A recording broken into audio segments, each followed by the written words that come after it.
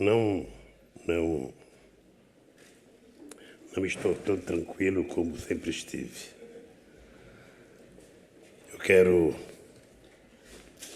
cumprimentar o presidente da Fundação Nacional das Ciências Políticas, Jean-Claude Casanova, e quero cumprimentar o diretor da Cienspo, Richard Cohen. Quero cumprimentar o corpo docente da Cienspo, os alunos, os funcionários e os nossos queridos companheiros que vieram participar desse evento.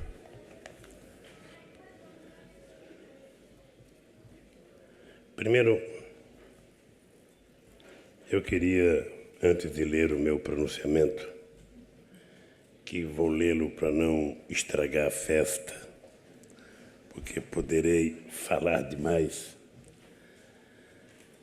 dizer da minha profunda alegria das palavras de reconhecimento não do presidente Lula, mas do reconhecimento do que foi possível ser feito no Brasil por uma parte muito grande da sociedade brasileira que há anos e anos esperava a oportunidade para governar o Brasil.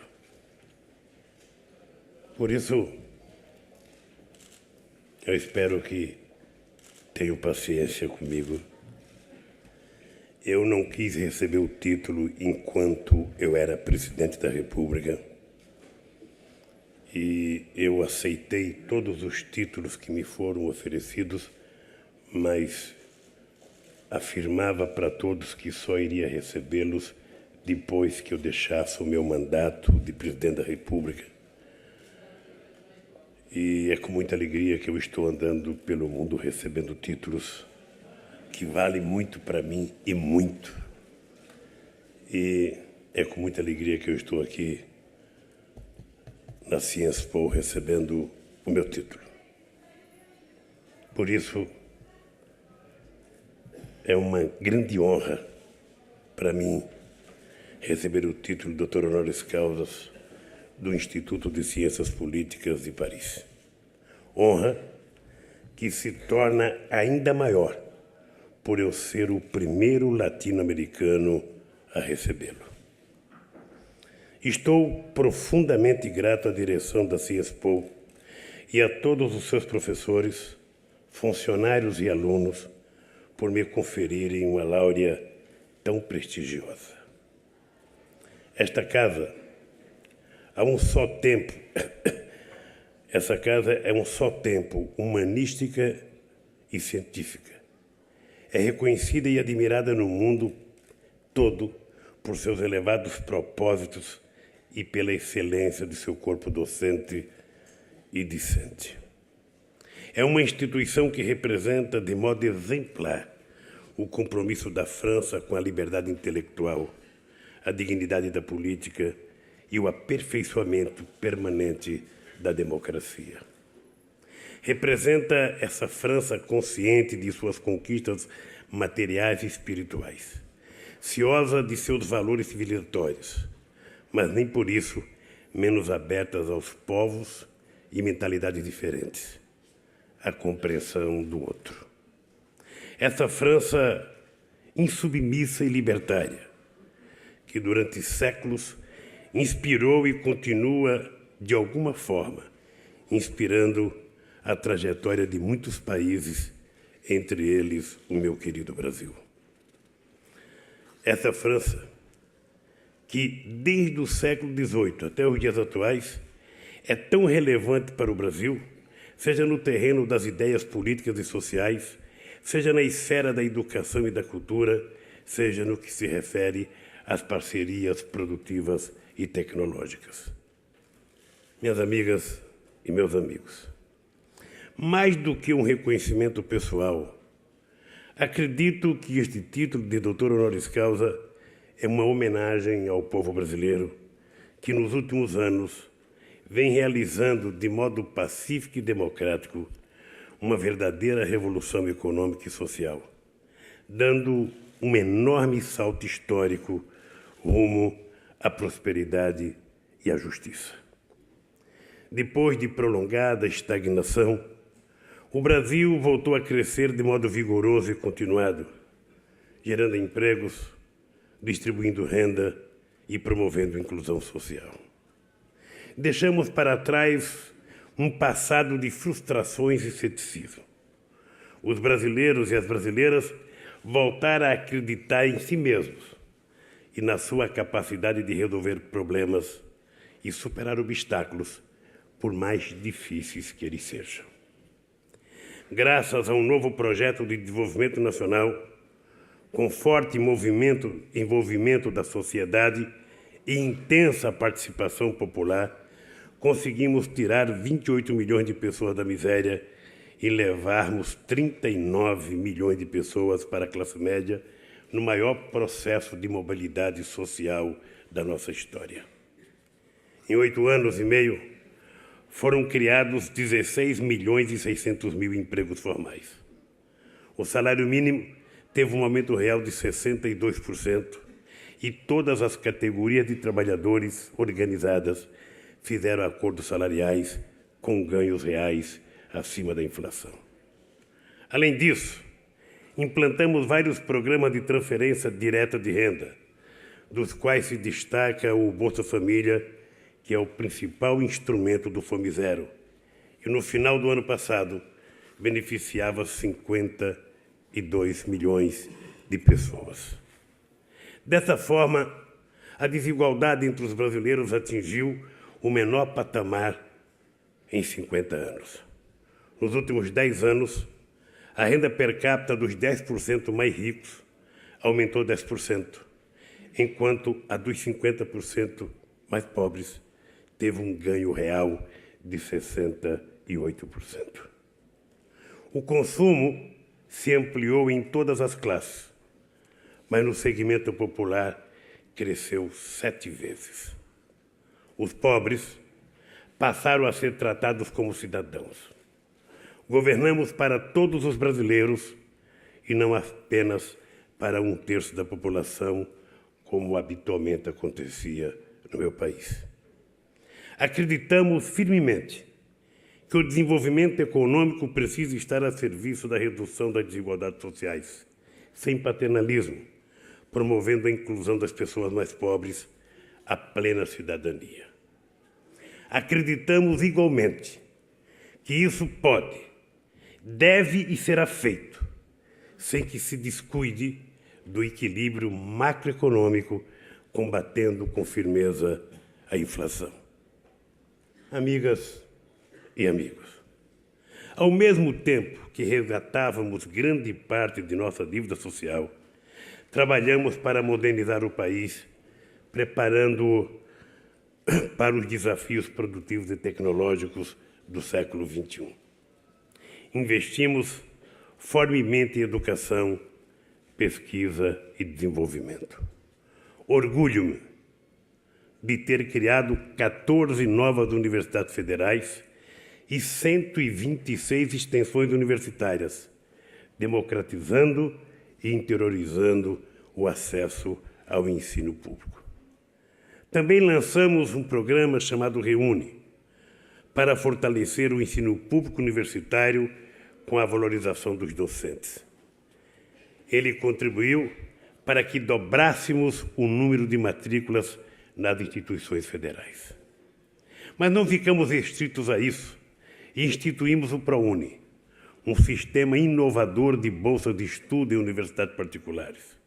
Com ele, garantimos que 912 mil jovens da periferia de baixa renda pudessem cursar ensino superior. E a oportunidade não foi desperdiçada. Os jovens com bolsa do ProUni têm se destacado em todas as áreas, liderando em muitos casos os exames nacionais de avaliação feitos pelo Ministério da Educação. Ou seja, bastou uma chance e a juventude brasileira deu firme resposta ao mito elitista, segundo o qual a qualidade é incompatível com a ampliação das oportunidades. Também me orgulho muito de termos inaugurado 214 novas escolas técnicas federais, que criaram possibilidades inéditas de formação profissional para a juventude. A boa qualidade do ensino na rede de escolas técnicas federais também abre as portas para as universidades, mesmo para quem trabalha durante o dia inteiro, porque durante o meu governo aumentamos o número de vagas nos cursos universitários noturnos. Esses jovens têm que continuar sonhando, têm que lutar para conquistar o doutoramento, para trabalhar nos diversos centros de pesquisa e desenvolvimento tecnológicos que existem no nosso país.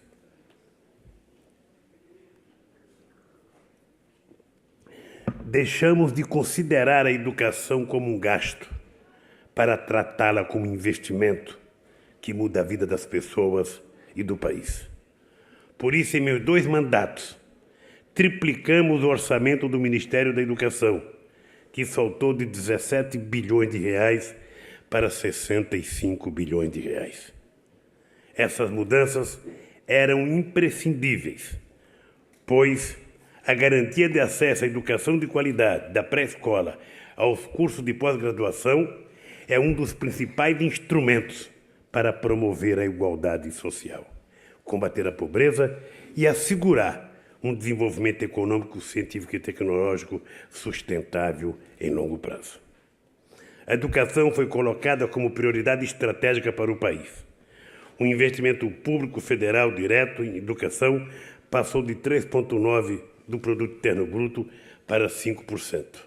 E agora, a presidenta Dilma Rousseff assumiu o compromisso e colocou no Plano Nacional de Educação que o investimento vai ser ampliado progressivamente até atingir 7% do Produto Interno Bruto. Minhas amigas e meus amigos, o Brasil já tem muito a mostrar no segmento de pesquisa e desenvolvimento. A Lei da Inovação, aprovada em dezembro de 2004, incentivou as universidades a compartilharem seus projetos de pesquisa e desenvolvimento com as empresas públicas e privadas para alavancar a inovação tecnológica no ambiente produtivo. O número de cientistas envolvidos em pesquisa e desenvolvimento passou de 126 mil para 211 mil em 2008. E o número de patentes depositadas no Instituto Nacional de Propriedade Industrial cresceu de 21 mil para 280 mil em 2009.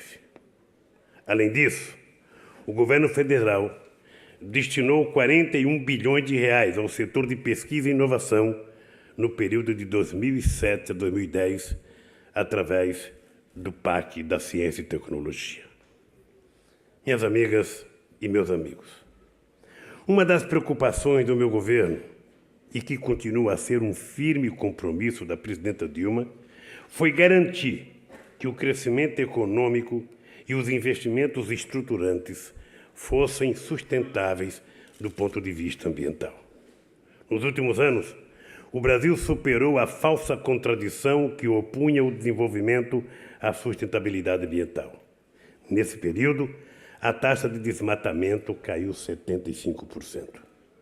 Em nosso governo, fixamos como meta reduzir as emissões de CO2 entre 36% e 39% até 2020. Esse compromisso foi incorporado à Política Nacional de Mudanças Climáticas, apresentada em Copenhague em dezembro de 2009 e, posteriormente, transformada em lei pelo Congresso Brasileiro. O Brasil é uma referência no enfrentamento dos desafios ambientais do século XXI, pois é responsável por 74% das unidades de conservações criadas no mundo desde 2003. Também alcançamos recentemente o menor nível de desmatamento dos últimos 22 anos. Meus amigos e minhas amigas, os avanços que conquistamos nos últimos anos foram possíveis porque praticamos intensamente a democracia. Não nos limitamos a respeitá-la o que é um dever, mas levamos suas possibilidades ao limite, promovendo um amplo processo de participação social na definição das políticas públicas. Estabelecemos uma nova relação do Estado com a sociedade, na qual todos os setores sociais foram ouvidos, mobilizados e puderam discutir, não somente com o governo, mas também entre eles próprios. Multiplicaram-se os canais de interlocução da sociedade com o Estado, o que contribuiu de modo decisivo para que crescimento econômico e desenvolvimento social caminhassem juntos. Para tanto, realizamos 74 conferências nacionais entre 2003 e 2010, precedidas por reuniões em níveis municipal e estadual, que contaram com a presença de cerca de 5 milhões de pessoas que ajudaram a elaborar as nossas políticas. Discutimos e aprofundamos nessas conferências temas importantes, do meio ambiente à segurança pública, dos transportes à diversidade sexual, do direito dos indígenas às políticas de telecomunicações, da igualdade racial à política nacional de saúde, dentre muitos outros. Conselhos de políticas públicas com ampla representação popular foram criados junto a todos os ministérios. Em outras palavras, apostamos decididamente na política, porque sempre acreditamos na força da política como promotora da emancipação individual e coletiva. A participação política é o melhor antídoto contra a alienação e as tentações autoritárias. Eu próprio sou produto da política. A luta sindical me deu a convicção de que era necessário incorporar os trabalhadores às decisões políticas. Foi por isso que, em 1980, criamos o Partido dos Trabalhadores, que em menos de 20 anos tornou-se o maior partido de esquerda da América Latina e chegou à presidência da República. E também criamos a maior central sindical da América Latina, a Central Única dos Trabalhadores. Tenho a plena convicção de que os problemas da sociedade só podem ser resolvidos com mais democracia e mais envolvimento da sociedade no exercício do poder.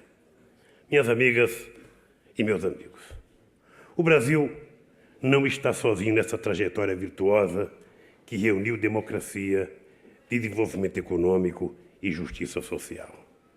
A esperança progressista do mundo hoje navega no vento que sopra do sul.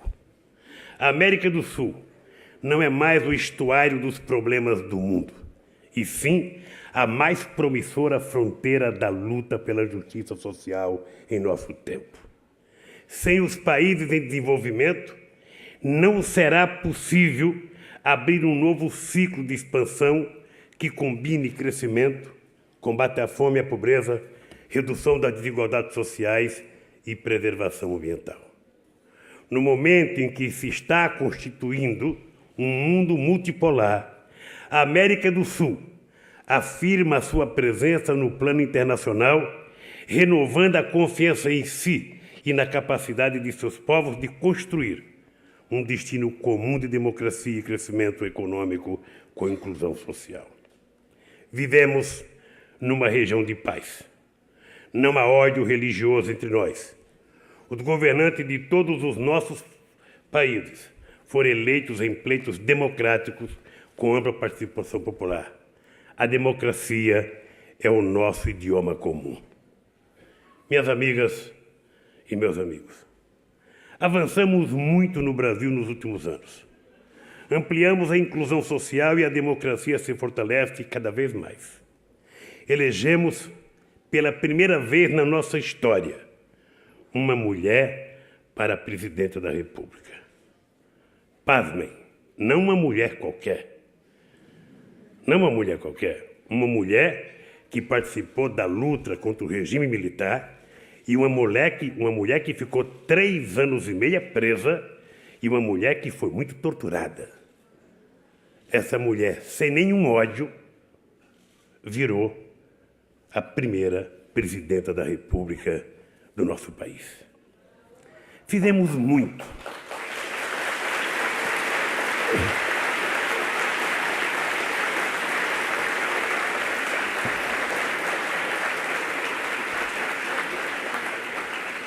Fizemos muito, mas ainda há muito por ser feito. E o governo da presidenta Dilma Rousseff assume essa responsabilidade. Lançou o programa Brasil Sem Miséria para erradicar totalmente a extrema pobreza no Brasil. Fortaleceu a área da educação ao ampliar o programa de ensino técnico e aumentar o número de bolsas de estudo no exterior. Ela assumiu o compromisso de mandar 75 mil jovens brasileiros para estudarem no interior, para melhorar e melhor qualificar os jovens brasileiros para trabalhar no mercado de trabalho cada vez mais em ascensão. O lançamento de uma nova política industrial com o programa Brasil Maior fortalecerá a inovação e a competitividade. Por último, quero enfatizar que o conhecimento e a informação são cada vez mais importantes para o aprimoramento espiritual da humanidade e também para viabilizar o progresso econômico e o bem-estar dos povos. O governante que não enxerga isso não está preparado para governar uma nação. Governante que não sonha é governante que não transmite esperança. Agradeço novamente a Ciespo por ter sido agraciado com o título de doutor honoris causa. E estou honrado por fazer parte do seleto grupo de pessoas que mereceram esta honra. Eu queria, senhor diretor, senhor presidente da Fundação, meus queridos amigos e amigas professores desta casa, queridos estudantes de vários países do mundo, eu não queria terminar sem falar um minuto olhando nos olhos de vocês. Eu sou de uma geração que acreditou muito que era possível,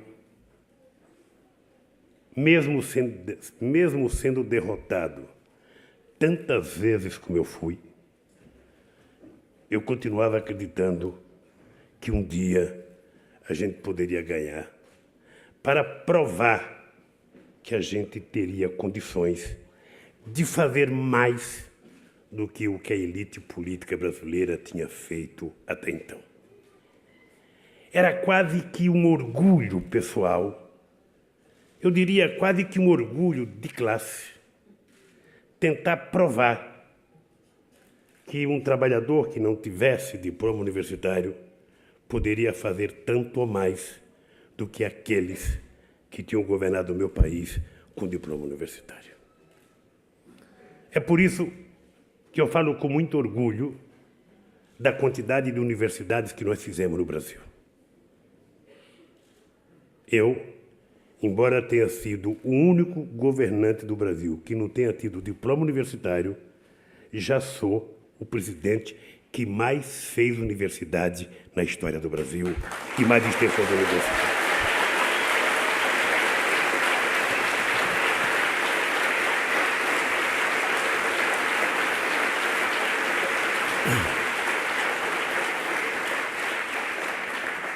E isso, possivelmente, porque eu quisesse que parte dos filhos dos brasileiros tivessem a oportunidade que eu não tinha tido. Possivelmente também porque no Brasil sempre se entendeu que se você governasse para 30% da população estava bom. Quem tem que andar de avião é 30%, quem tem que ter carro é 30%, quem tem que ter auto... quem tem que... Agora, uma coisa maravilhosa é ver o pobre comprando carro zero no Brasil. É ver o pobre andando de avião. Às vezes até com dificuldade para saber onde que ele vai sentar. Mas está indo já até para Bariloche, já está vindo até para Paris já. Pessoas que habitualmente não saíam do Brasil. Porque nós fizemos uma coisa que todo mundo deveria fazer. Tentar repartir o bolo um pouco mais justo do que ele tinha sido repartido. Eu sou da geração que passou 20 anos ouvindo dizer no Brasil que política de distribuição de renda só podia ser feita depois que a economia crescesse. E alguns diziam, primeiro é preciso o bolo crescer, quando o bolo crescer, aí a gente vai distribuir. No caso do Brasil, eu era dirigente sindical. O bolo cresceu. Cresceu como jamais cresceu em qualquer país do mundo. E comeram tudo e não deram nada para os trabalhadores. Quando terminou a chamada Era do Milagre Brasileiro, nós descobríamos que estavam mais pobres, mais deserdados e mais abandonados. Pois bem, em função dessa experiência, nós resolvemos exercitar a democracia no nosso mandato. Meus professores de ciências políticas que estão aqui, meu diretor, meu presidente, eu não conheço, até agora, um governo que no seu mandato exerceu a democracia na plenitude que nós exercemos. Não teve um segmento da sociedade. Mesmo aqueles que não gostavam do presidente Lula do governo, que não foi chamado para conversar, que não participou de uma reunião, que não discutiu um assunto do interesse do país ou de interesse da sua categoria. Eu, durante 8 anos de mandato, todo dia 23 de dezembro, eu ia fazer uma reunião com os catadores de papel embaixo do viaduto lá em São Paulo, para fazer acordo com eles. Nunca me pediram nada, nunca me pediram uma casa, nunca me pediram um emprego. A única coisa que eles queriam era que o governo criasse as condições para que eles fossem tratados com respeito. E vocês não imaginam a alegria o dia que eu fui no BNDES assinar um empréstimo de 200 milhões de reais, hoje equivalente a mais ou menos 120 milhões de dólares, para os catadores de papéis organizar a sua cooperativa. Esse país exerceu a democracia e eu acho que foi o grande legado que nós deixamos para o Estado brasileiro e que está continuando com a presidenta Dilma. É fazer com que o político não tenha medo de exercer a democracia. É fazer com que o político não tenha medo do povo, mesmo quando o povo está protestando. Porque aquele que hoje está protestando, ontem estava do seu lado. Então, em vez de se afastar, pergunte por que ele está protestando. E quem sabe você descobrirá que o errado não é quem está protestando, mas quem não quer ouvir o protesto. Nós aprendemos isso. E exercitamos isso com a competência de um companheiro meu que está aqui, o Luiz Soares Dus, que era o secretário-geral da Presidência da República e o responsável de aturar os desaforos. Tudo que era desaforo do movimento social, primeiro chegava nele, peneirava, aí chegava em mim. Ou seja, às vezes ele já entrava na minha sala quase que nocateado de tanta burdoada que ele tomava.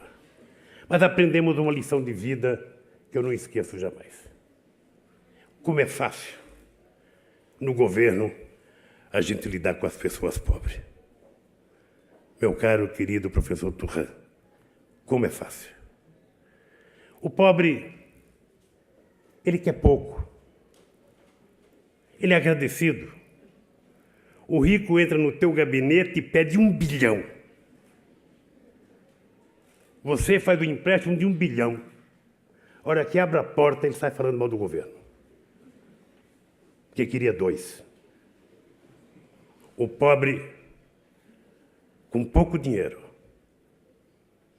ele fica agradecido por resto da vida, como eu ficarei agradecido por vocês terem me dado esse diploma de doutor honoris causa. Eu aprendi uma vida, aprendi uma lição. De 1 milhão para uma pessoa só, e essa pessoa vai abrir uma conta bancária e vai viver de juros. Divida esse 1 milhão para 1.000 pessoas, que todos eles, no dia seguinte, virarão consumidores, vão comprar o que comer, o que vestir e vão contribuir para a roda da economia continuar girando e gerando desenvolvimento. Essa lição eu não aprendi com os meus economistas. E embora eu não tenha tido diploma universitário, não se iludam. Ninguém se reuniu com mais economista do que eu no Brasil. Talvez porque perdi muita eleição. E quem perde muito aprende também. E eu, cada derrota, ia aprendendo. Cada derrota ia aprendendo. Cada derrota... Eu chegou um tempo que eu estava até com vergonha de ser candidato, de tanto que eu perdia. Mas eu estou contando isso para dizer para a juventude uma coisa para encerrar os meus agradecimentos. Eu fui convidado há 3 meses atrás para ir ao Catar, participar de um debate sobre os acontecimentos do Oriente Médio. E lá tive a graça de Deus de participar de um encontro com a juventude da Líbia, a juventude do Egito, a juventude da Tunísia, a juventude do Bahrein. E, pasmem, aquela juventude que derrubou tantos mitos, ela não estava falando em poder.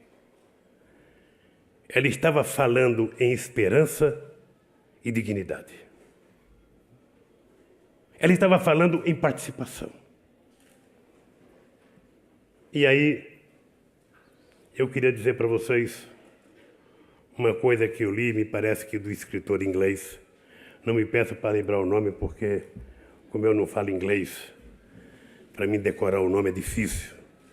Decorar João, Maria, José, Antônio, sabe? Mas esse escritor um dia disse o seguinte: a desgraça de quem não gosta de política é que é governado por quem gosta. Essa é uma coisa que martelou a minha cabeça durante muito tempo. Porque em 1978, eu já era dirigente sindical, já tinha feito greve e eu dizia orgulhosamente: eu não gosto de política e não gosto de quem gosta de política. Isso em junho. Em outubro, estava fazendo campanha para o Fernando Henrique Cardoso, para o Senado, lá em São Paulo.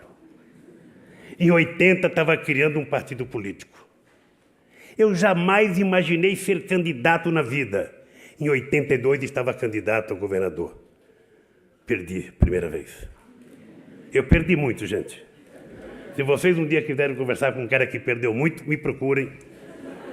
Vocês podem dizer aqui, no curso de vocês, conhecemos um cara que mais perdeu, mas que quando ganhou, soube tirar lições da derrota para ajudar a mudar a história do meu país e da América do Sul. Eu queria...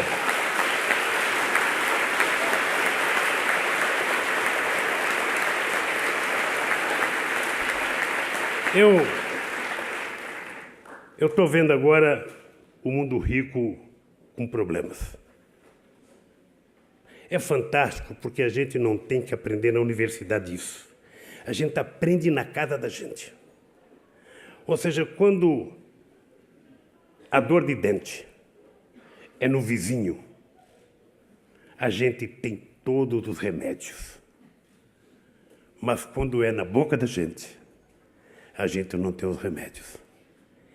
Eu via tanta gente sabida na Europa e nos Estados Unidos, quando o Brasil estava em crise, quando a Bolívia estava em crise, quando o México estava em crise. Era tanto conselho econômico que quando começou a crise em 2008, eu falei, os especialistas lá vão resolver isso em 3 dias. Vão resolver em 3 dias? Afinal de contas, o FMI tem a sede lá, está resolvido o problema. Qual não foi minha surpresa? Que eles se esconderam. E não tinha, ninguém sabia mais nada. O Banco Mundial não sabia mais nada, o FMI não sabia mais nada, a Comissão da União Europeia não sabia mais nada, os presidentes não sabiam mais nada. Ou seja, eu falei, mas peraí, gente, essa gente toda sabia quando era o meu calo que estava doendo. Pois bem, eu estou vendo essa situação na Europa e queria dizer uma coisa num Instituto de Ciências Políticas. Queria dizer para vocês o seguinte: o problema que está acontecendo na Europa está precisando de decisões políticas e não de decisões econômicas. Não adianta ficar discutindo se a Grécia vale 10, ou vale 15, ou vale 20. É preciso saber qual o discurso que nós fizemos para a Grécia há 30 anos atrás e para a União Europeia. É preciso saber o custo de não fazer as coisas corretas no momento certo. A crise da Grécia era 49 bilhões de dólares em março do ano passado. Hoje já está em mais de 200, meu querido primeiro-ministro José Sócrates, que é estudante aqui da Cienspol. Estudante, vê a carteirinha dele de estudante da Cienspol, primeiro-ministro, grande amigo nosso de Portugal e grande amigo da França. Pois bem, eu acho que nós temos uma geração de líderes que passou muito tempo acreditando no mercado. E essa gente deixou de discutir política. Possivelmente herança do Reagan e da Margaret Thatcher. Possivelmente herança desse período dos anos 80, quando tudo seria resolvido se desmontasse o Estado. Tudo seria resolvido se privatizasse tudo. Eu lembro que agora, em 2008, quando teve a crise, eu liguei para o presidente Obama para contar para ele que quem ia ajudar a salvar o Brasil era 3 bancos públicos brasileiros. Banco do Brasil, Banco de Desenvolvimento e Caixa Econômica Federal. E perguntei para o presidente Obama, o senhor não tem banco aí? Não tinha. Ficou por conta do Lehman Brothers, que quebrou. Ficou por conta de tantos outros bancos que pareciam saber tudo e que não sabiam nem que estava em crise. Eles olhavam as contas dos outros, mas não olhavam as contas deles. Então eu acho que o momento é de muita reflexão política. É um apelo que eu faço aos pensadores políticos da Europa. A hora não é de negar a política. A hora é de fortalecer a política. A hora é de exigir que os dirigentes eleitos democraticamente digam qual é a sua decisão política. A União Europeia é um patrimônio da humanidade. Não é só de vocês que moram na Europa. O esforço que foi feito para construir o que vocês fizeram não pode ser desmontado porque meia dúzia de bancos foram irresponsáveis.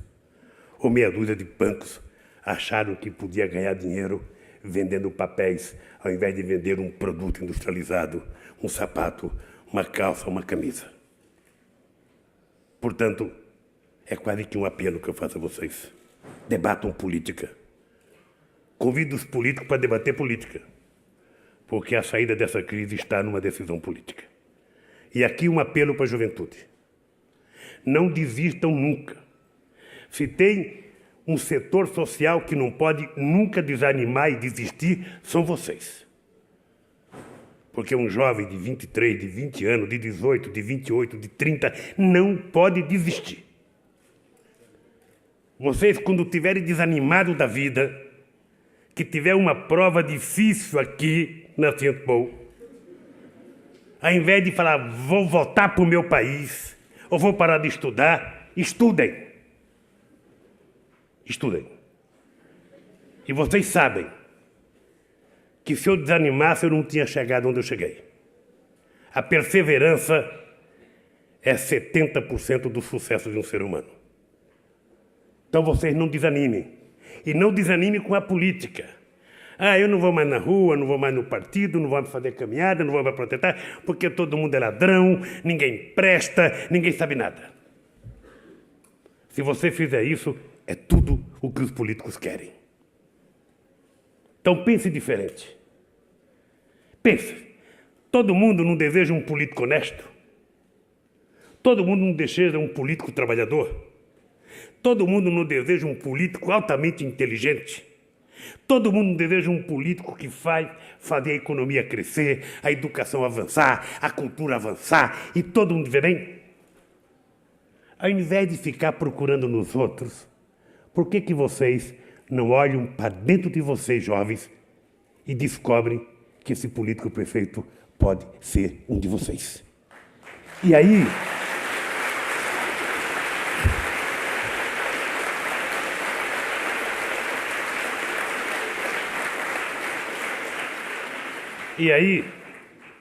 é importante vocês compreenderem.